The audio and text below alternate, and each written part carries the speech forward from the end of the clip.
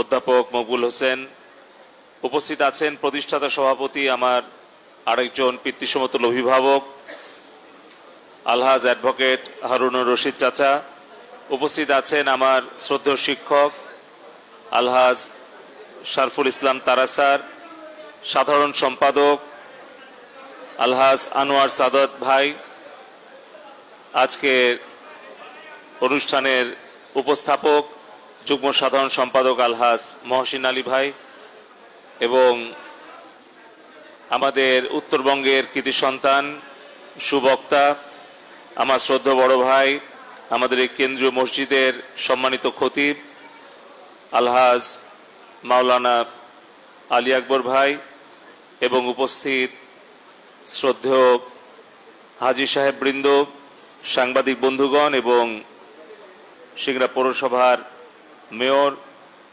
আলহাজ জান্নাতুল ফেরদৌস, পৌর আওয়ামী লীগের সাধারণ সম্পাদক আলহাজ সাজ্জাদ হোসেন এবং পর্দার অন্তরালে আমার শ্রদ্ধেয় মা এবং বোনেরা, সকলকে জানাই আমার আন্তরিক সালাম, শুভেচ্ছা। আসসালামু আলাইকুম। আমি সর্বপ্রথম সর্বশক্তিমান মহান আল্লাহ পাকের দরবারে শুকরিয়া আদায় করতে চাই, যিনি আজকের এই পবিত্র দিনে, পবিত্র জুম্মার দিনে আল্লাহর ঘরে আমাদেরকে এই মতবিনিময় সভার উপস্থিত হওয়ার তৌফিক দান করেছেন। সকলে বলি আলহামদুলিল্লাহ।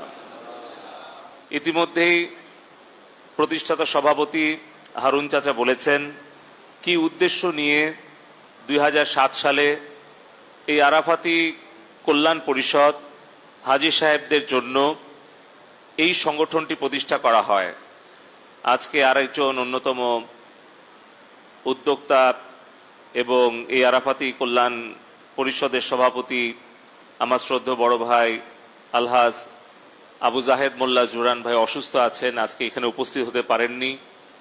এবং আজকে আরেকজন আমাদের আরাফাতি ভাই হাজী কল্যাণ পরিষদের অন্যতম একজন শুভাকাঙ্ক্ষী, আমাদের সিংড়ার রাজনৈতিক অঙ্গনের একজন বর্ষিয়ান নেতা, আমার শ্রদ্ধেয় চাচা অ্যাডভোকেট মরহুম মুজিবুর রহমান মন্টু চাচা, গতকালকে উনি আমাদের ছেড়ে চির বিদায় নিয়েছেন। ইন্না লিল্লাহে ওয়া ইন্না ইলাইহি রাজিউন। আজকে মরহুম অ্যাডভোকেট মুজিবুর রহমান মন্টু চাচার জানাজার নামাজ জুম্মার নামাজের পরই সিংড়া কোর্ট মাঠে অনুষ্ঠিত হবে। আপনারা সকলেই সেই জানাজার নামাজে উপস্থিত হবেন। আমরা তার জন্য দোয়া করব যে আমাদের এই আরাফাতি কল্যাণ পরিষদের প্রতিষ্ঠাকালীন সময় থেকে যে সকল সদস্য এবং তাদের আত্মীয় স্বজন, প্রতিবেশী স্বজন যারা আমাদের ছেড়ে ছেড়ে বিদায় নিয়ে গেছেন, মহান আল্লাহ পাক যেন তাদেরকে বেহেশত দান করেন। আমাদের এই সিংড়া হাজী আরাফাতি কল্যাণ পরিষদের মূল উদ্দেশ্য ছিল যে আমরা যারা হজ পালনের উদ্দেশ্যে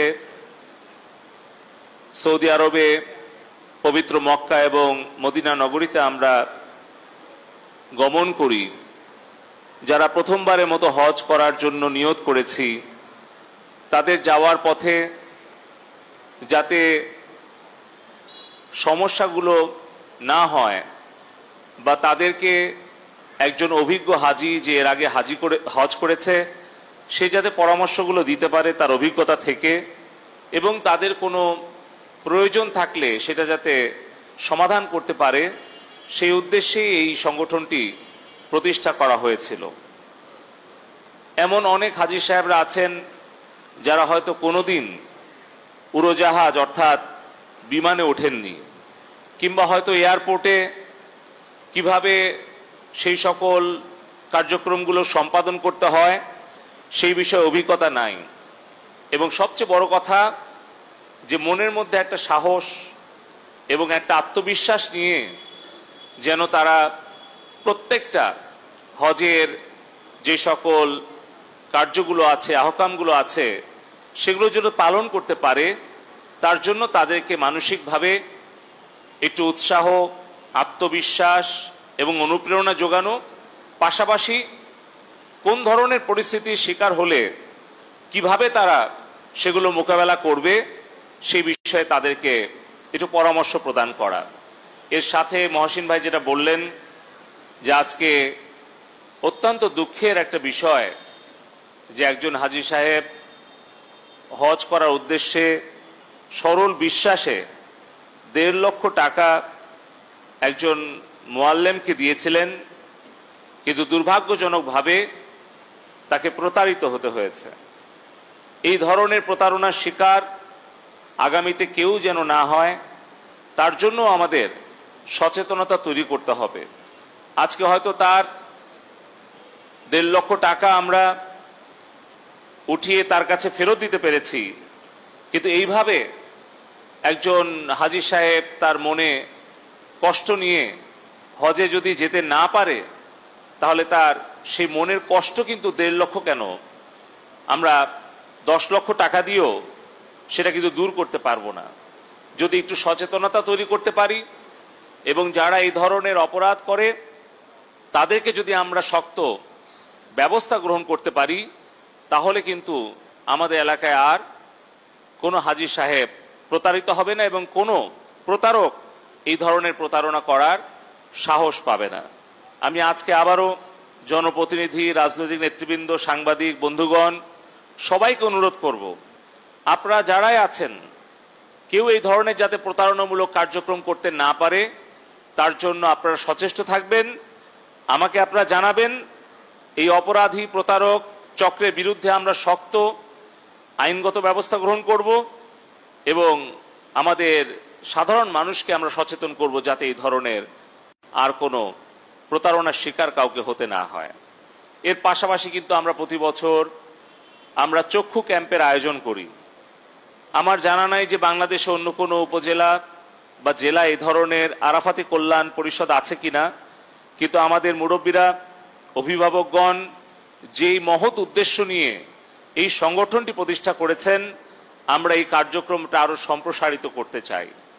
আমি আগেও বলেছি যে 2008 সালে 29শে ডিসেম্বর যখন আপনারা আমাকে দল, মত, জাতি, ধর্ম, বর্ণ নির্বিশেষে আমাকে সর্বকনিষ্ঠ সংসদ সদস্য নির্বাচিত করেছিলেন, তারপরেই আমি 2010 সালে আমার মায়ের সাথে আমি পবিত্র হজ পালনের সুযোগ পেয়েছিলাম এবং আমাদের পবিত্র শান্তির ধর্ম, সাম্যের ধর্ম, ইসলাম ধর্মের যে 5টি স্তম্ভ, ঈমান, নামাজ, রোজা, হজ এবং যাকাত, সেই অন্যতম একটি স্তম্ভ, প্রধান 5টি স্তম্ভের অন্যতম একটি স্তম্ভ হজ করার সুযোগ আমি খুব অল্প বয়সেই এবং আমার মায়ের সাথে হজ করার সুযোগ পেয়েছিলাম।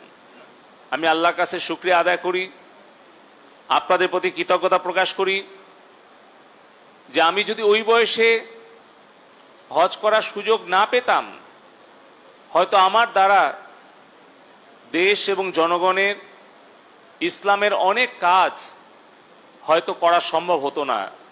আল্লাহ তাআলা আমার মনের মধ্যে সেই হয়তো একটা স্পৃহা এবং উৎসাহ, অনুপ্রেরণা জুগিয়েছিলেন, যেটি আসলে গত 15 বছর ধরে আমি আপনাদের দোয়া ভালোবাসা নিয়ে আমার সাধ্যমতো আমি করার চেষ্টা করছি। আজিজুল ভাই বলছিলেন যেই মসজিদে দাঁড়িয়ে আমি আপনাদের সামনে কথা বলছি, আজ থেকে 15 বছর আগে এই মসজিদের অবস্থাটা কেমন ছিল আপনাদের মনে আছে। এখানে একটা ময়লার আবর্জনার ভাগাড় ছিল, একটা চারাট দিয়ে একটা পাশে ছোট্ট একটা উপরে টিনের বেড়া, টিনের চাল, আমাদের নামাজ পড়ার মতো কিন্তু সুব্যবস্থা ছিল না। মরহুম জসমত আলী ডাক্তার আমাদের, আমি 2010 সালে যখন হজে গেলাম, আগে শুনতাম যে আল্লাহর ঘরে যে মন থেকে যদি কেউ কিছু চায় সেটা কখনোই আল্লাহ তাআলা অপূর্ণ রাখে না। আমি কিন্তু 2010 সালে গিয়ে, আলী আকবর ভাই আছেন, আলী আসগর চাচাও ছিলেন, আমি ওই সময় ফোন করেছিলাম এবং আমি আমার ছোট ভাই ফেরদৌসকে বলে গিয়েছিলাম যে আমি যেন হজ থেকে আসার আগেই আমি এই আবর্জনার স্তূপ দূর করে এখানে যাতে আমরা আমাদের যে মাটি ভরাট এই কাজটা সুসম্পাদন করতে পারি। তা আমার ছোট ভাই সে আমার নির্দেশনা পালন করেছে। তারপরে আমি আলী আকবর ভাইকে আমি ফোন করলাম এবং আমি বললাম যে ভাই আমি মন থেকে আল্লাহর কাছে চাইছি আমার এই সিংড়া বারুহাস তারাস রাস্তা আর এই আমাদের কেন্দ্রীয় মসজিদ, তো বিশাল প্ল্যান, সবাই বলছিল ছোট্ট করে করতে একটা পাকা মসজিদ, কিন্তু আমি চিন্তা করলাম যে এমন একটা পরিকল্পনা করি যাতে আমাদের সন্তানরা, আমাদের পরবর্তী প্রজন্ম এসে আমাদেরকে দোষারোপ না করে যে আমরা ছোট্ট একটা একতলা মসজিদ করলাম, জনসংখ্যা বেড়ে গেল আর 2 তলা সম্প্রসারণ করা যাচ্ছে না, আবার ভেঙে যাতে না করা লাগে। সেই কারণে আমরা 3 তলার ফাউন্ডেশন সহ আমাদের এখানে মনে হয় প্রায় 20% হবে না 10%? 10% হবে মনে হয়। প্রথমে আমরা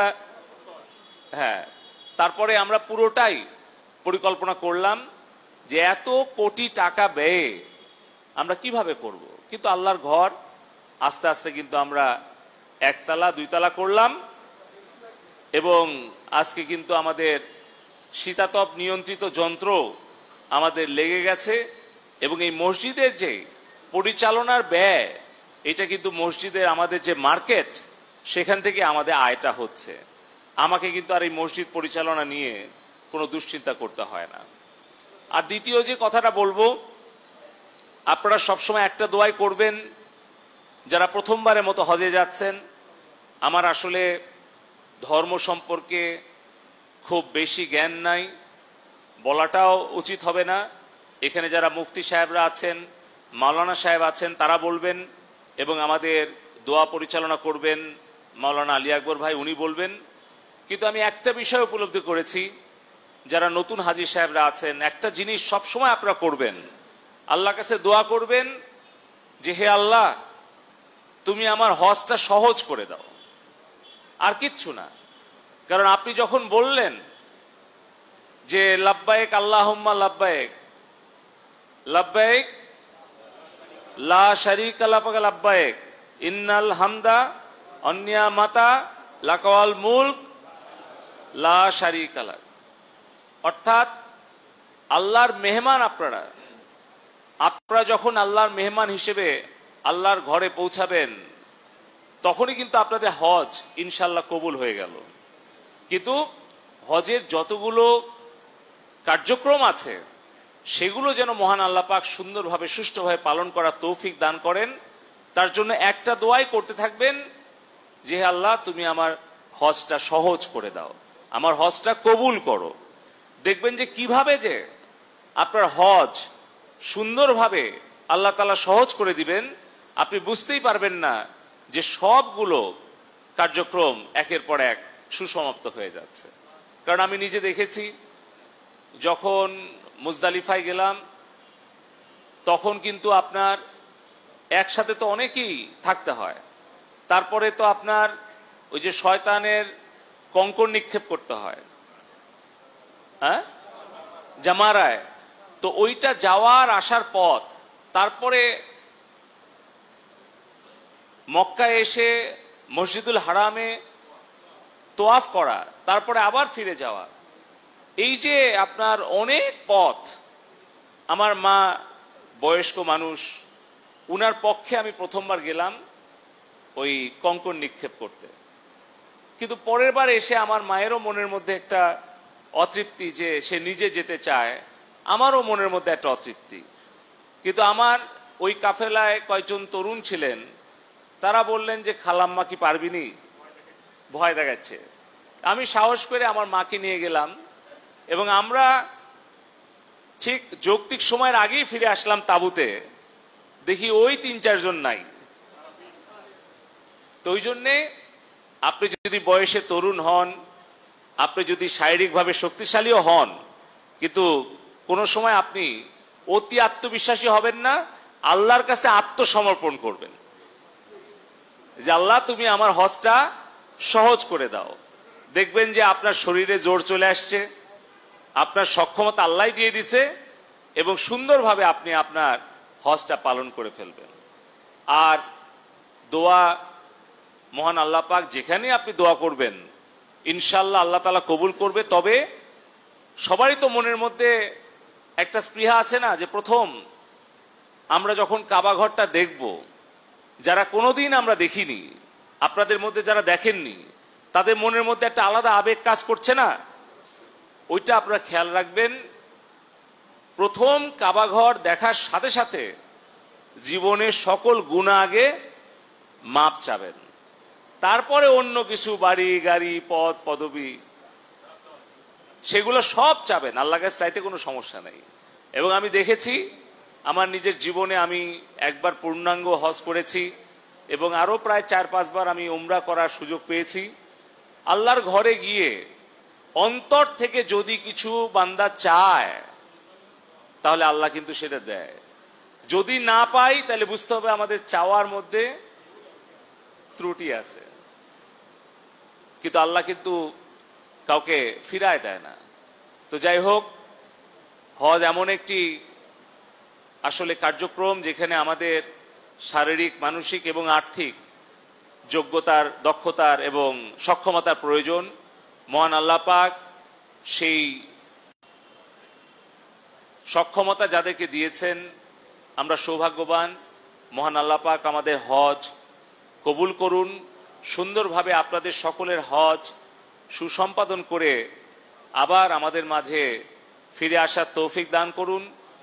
আপনারা সকলেই দোয়া করবেন আমাদের এই সিংড়ার 5 লক্ষ মানুষের জন্য, আমাদের দেশের 17 কোটি মানুষের জন্য, যেন মহান আল্লাহ পাক আমাদের এই সোনার বাংলাদেশের ফুলে ফসলে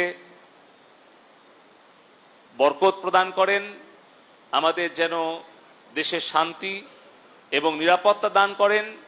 আপনারা দোয়া করবেন সারা বিশ্বের মুসলিম জাহানের জন্য, যেন মহান আল্লাহ পাক আমাদের মধ্যে ঐক্য, শান্তি এবং যারা অত্যাচার নির্যাতনের শিকার হয়ে আজকে অবর্ণনীয় কষ্টের মধ্যে আছে, দুর্ভোগের মধ্যে আছে, মহান আল্লাহ পাক যেন তাদেরকে মুক্তি দান করেন।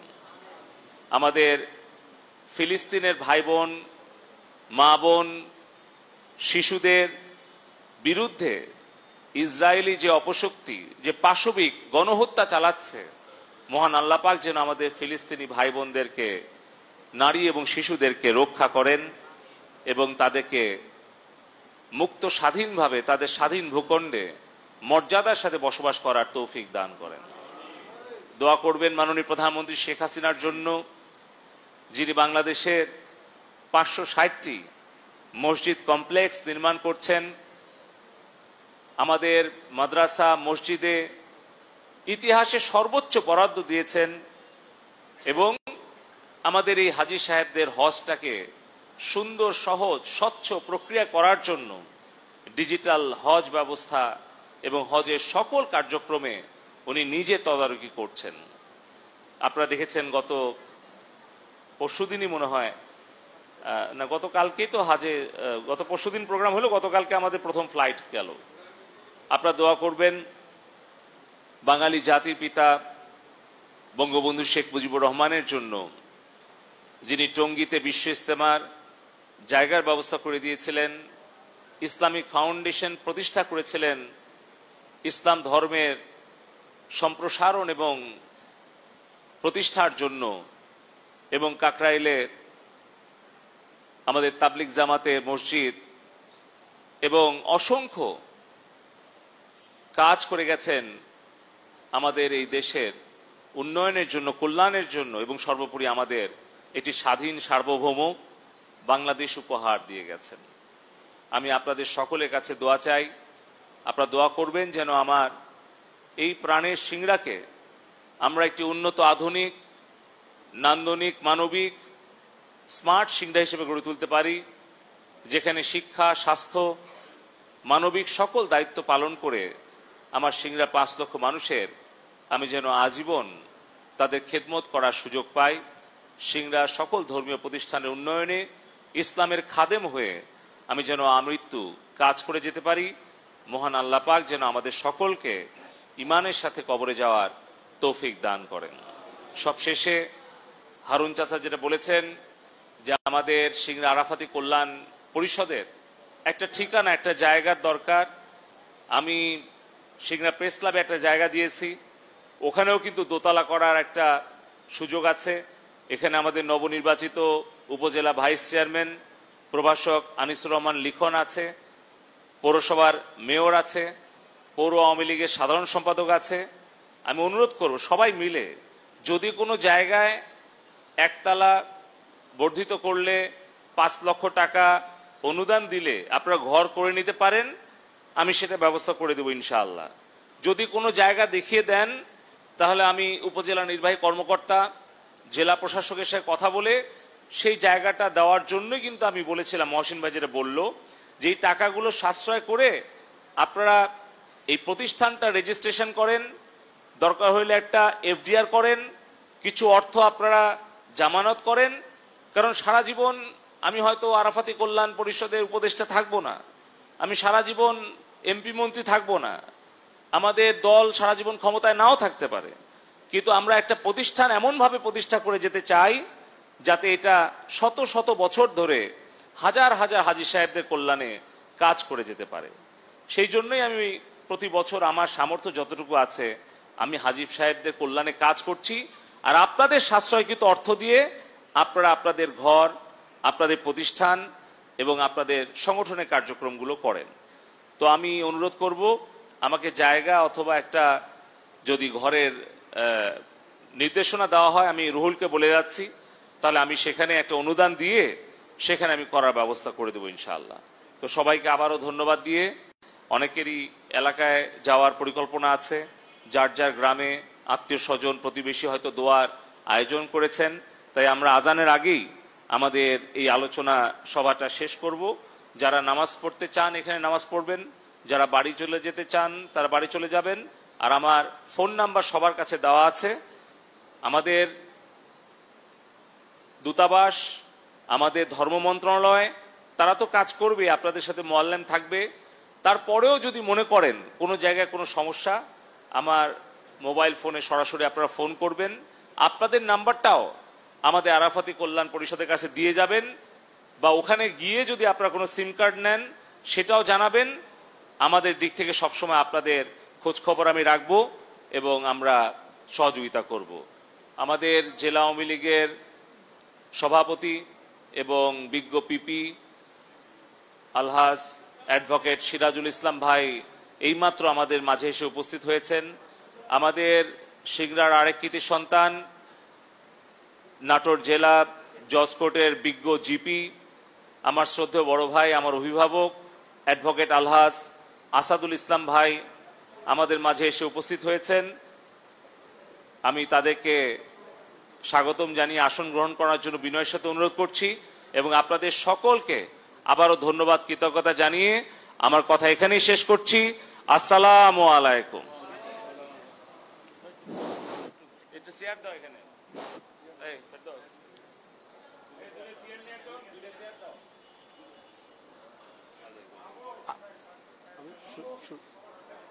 শুরু করি।